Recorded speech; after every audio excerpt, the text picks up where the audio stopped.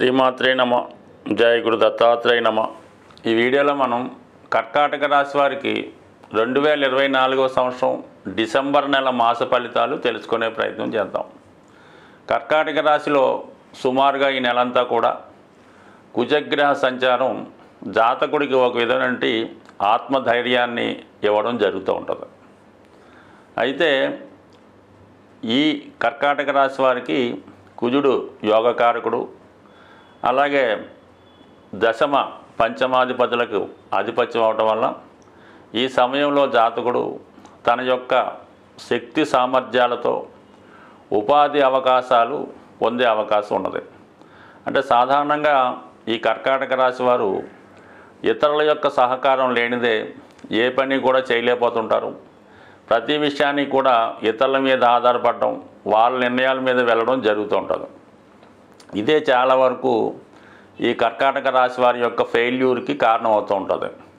వాళ్ళకి అన్ని విషయాలు తెలిసినప్పటికీ కూడా మొగమాటం వల్ల, మంచితనం వల్ల, గౌరవం వల్ల ఇతరుల యొక్క అభిప్రాయాల్ని అంగీకరిస్తుంటారు. అంటే ఎక్కువగా వీళ్ళు లోకం కోసం ఆలోచిస్తుంటారు కాబట్టి వారికి అనుగుణంగా నడుస్తూ ఉంటారు.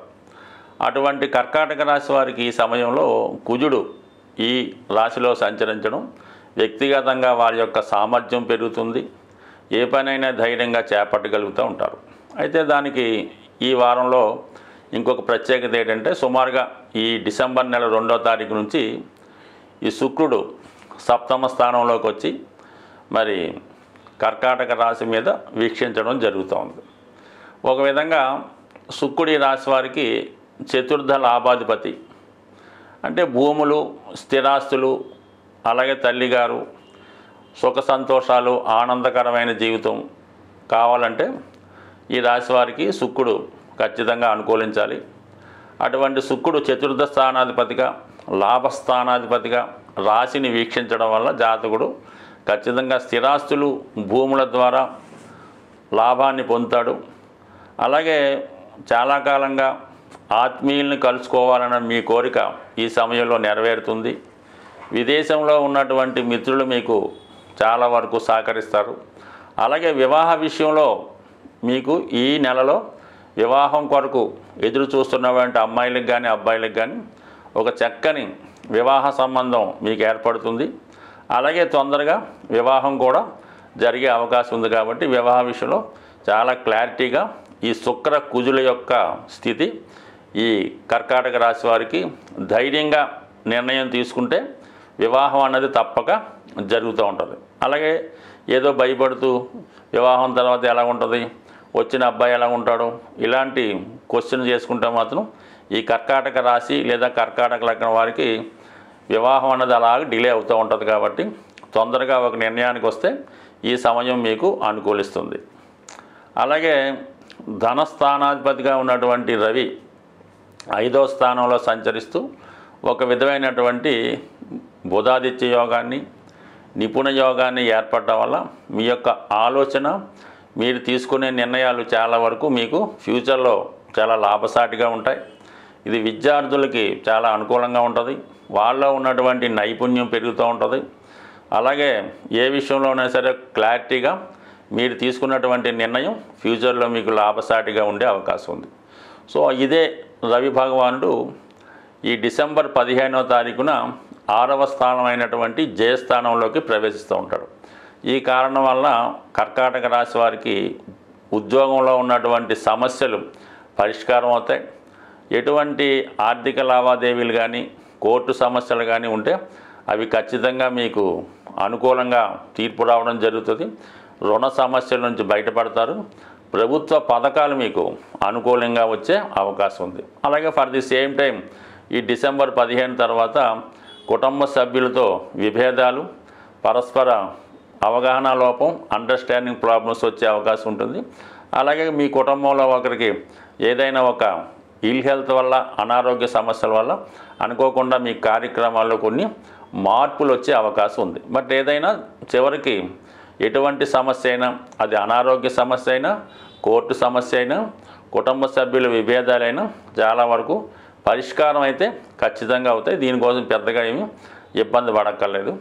సో మరి లాభస్థానంలో ఉన్నటువంటి గురుగ్రహ సంచారం కూడా 5వ స్థానంలో ఉన్నటువంటి ఈ బుధ రవిల మీద చూడటం వల్ల మీ సంతానం యొక్క అభివృద్ధి మీకు ఆనందదాయకంగా ఉంటుంది.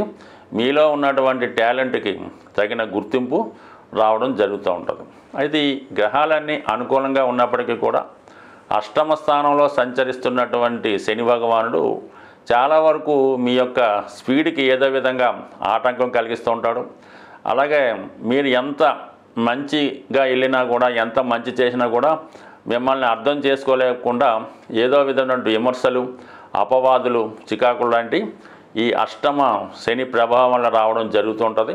సో ఏదైనా కొన్ని విషయాల్లో కొన్ని నిందలు వచ్చినప్పుడు కూడా మీ యొక్క దారిలో మీరు ముందుకు వెళ్ళాలి తప్ప ఎవరో ఏదో అంటారని, ఎవరో ఏదో అనుకుంటారని మీ యొక్క కార్యక్రమాలు వాయిదా వేసుకుంటే మరి ఇప్పటికే కాదు ఎప్పటికీ కూడా మీ సమస్యలు పరిష్కారం కాకుండా అలాగే ఉండిపోతుంటాయి. కాబట్టి ప్రస్తుతం ఉన్నటువంటి గ్రహస్థితి మీకు అనుకూలంగా ఉండడం వల్ల ఏదైనా ఉద్యోగంలో కానీ, వ్యాపారంలో కానీ, వివాహం కానీ, సంతాన విషయాల్లో మీ నిర్ణయాలు తీసుకొని మీరు ముందుకు వెళ్ళండి తప్ప సంఘం కోసమో, బయట వారి కోసమో, బంధువుల కోసమో భయపడితే ఖచ్చితంగా మీరు ఎప్పుడు కూడా అదే స్థితిలో ఉండిపోయి అసలు మీకు అభివృద్ధి రాదు, మీ కుటుంబ సభ్యులకి అభివృద్ధి రాదు. కాబట్టి అష్టమ శని విషయంలో ఎప్పుడూ భయపడక్కర్లేదు.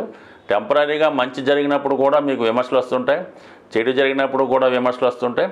కానీ అది మీరు మంచిగానే తీసుకొని ఏ విధంగా కూడా అపవాదులకు కానీ, ఎటువంటి నిందలకు కానీ భయపడకుండా మీరు వెళ్ళే మార్గం మంచిదైనప్పుడు నిర్భయంగా మీరు ముందుకెళ్తే లాభస్థానంలో ఉన్నటువంటి గురు సంచారం వల్ల భగవంతుని యొక్క అనుగ్రహం మీతో సంపూర్ణంగా ఉంటుంది. కాబట్టి మీకు ఏదైతే కరెక్ట్ అనిపించిందో ఆ దోవలోనే, ఆ మార్గంలోనే వెళ్ళండి, తప్పక విజయం లభిస్తుంది.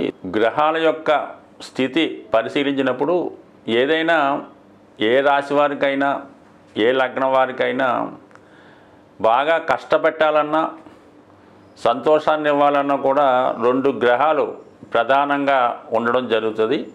అందులో ఏంటంటే ఒకటి కుజగ్రహం, ఒకటి శనిగ్రహం. ఈ 2 గ్రహాలే జాతకుల యొక్క సమస్త ఇబ్బందులకి కారణమవుతుంటుంది. సో అలాగే ప్రతి నెలలో కూడా ఈ గ్రహాలకి సంబంధించినటువంటి కొన్ని పండగలు, పర్వదినాలు రావడం జరుగుతుంటుంది.